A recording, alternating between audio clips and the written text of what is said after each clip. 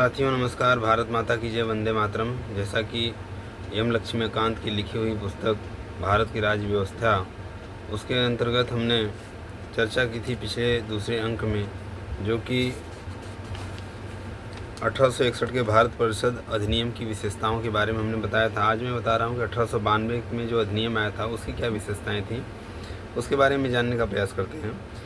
सबसे प्रमुख और पहली विशेषता इस प्रकार थी कि इसके माध्यम से केंद्रीय और प्रांतीय विधान परिषदों में अतिरिक्त गैर सरकारी सदस्यों की संख्या बढ़ाई गई।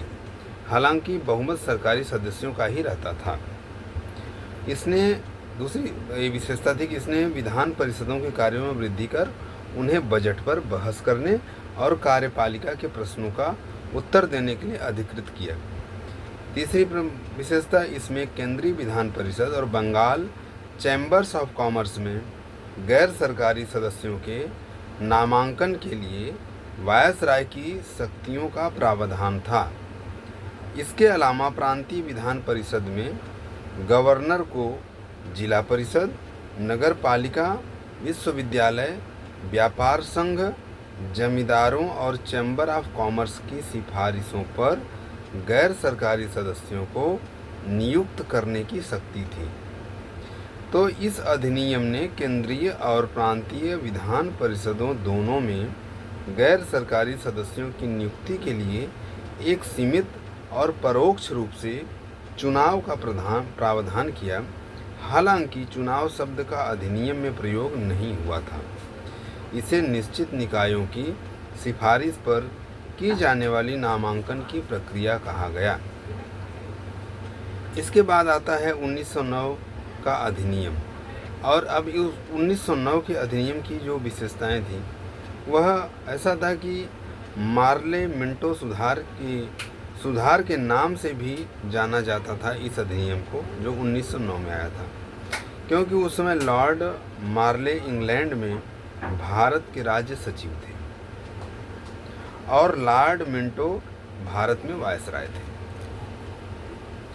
तो इसकी प्रमुख विशेषता इस प्रकार से थी, इसने केंद्रीय और प्रांतीय विधान परिषदों के आकार में काफ़ी वृद्धि की।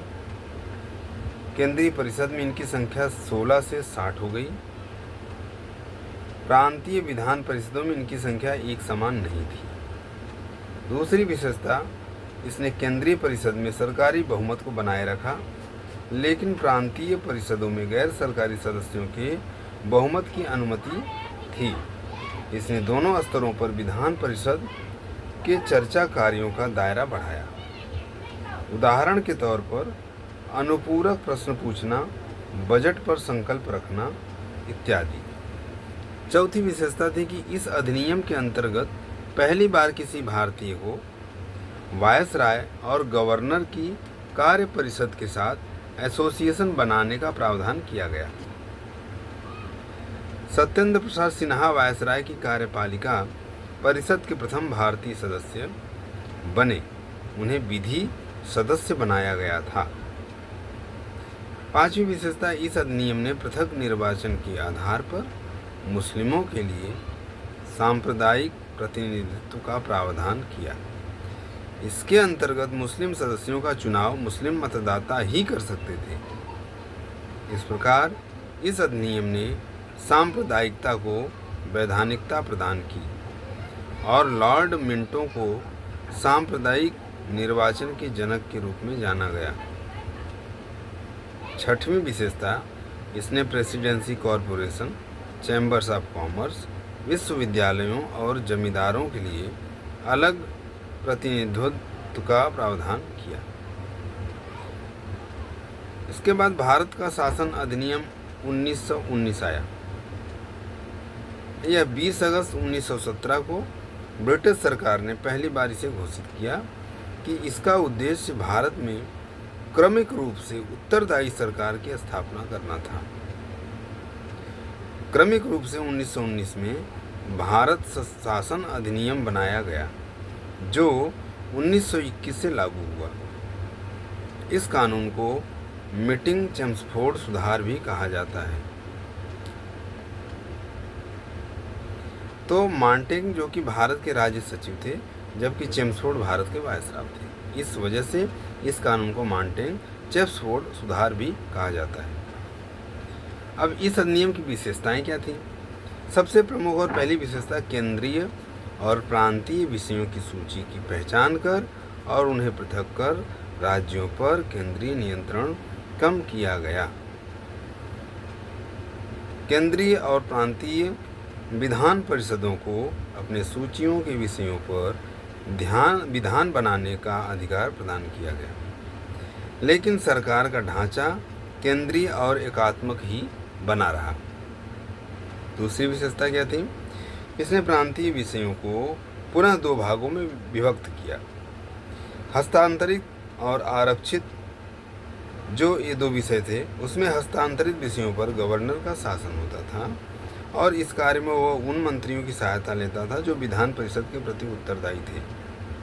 दूसरी ओर आरक्षित विषयों पर गवर्नर कार्यपालिका परिषद की सहायता से शासन करता था, जो विधान परिषद के प्रति उत्तरदायी नहीं थी। शासन की इस दोहरी व्यवस्था को द्वैध शासन व्यवस्था कहा गया। हालांकि यह व्यवस्था काफ़ी हद तक असफल ही रही। तीसरी विशेषता थी कि इस अधिनियम ने पहली बार देश में द्विसदनीय व्यवस्था और प्रत्यक्ष निर्वाचन की व्यवस्था प्रारंभ की। इस प्रकार भारतीय विधान परिषद के स्थान पर द्विसदनीय व्यवस्था यानी राज्यसभा और लोकसभा का गठन किया गया। दोनों सदनों के बहुसंख्यक सदस्यों के प्रत्यक्ष निर्वाचन के माध्यम से निर्वाचित किया गया था। चौथी विशेषता, इसके अनुसार वायसराय की कार्यकारी परिषद के 6 सदस्यों में से कमांडर इन चीफ को छोड़कर 3 सदस्यों को भारतीय होना आवश्यक था।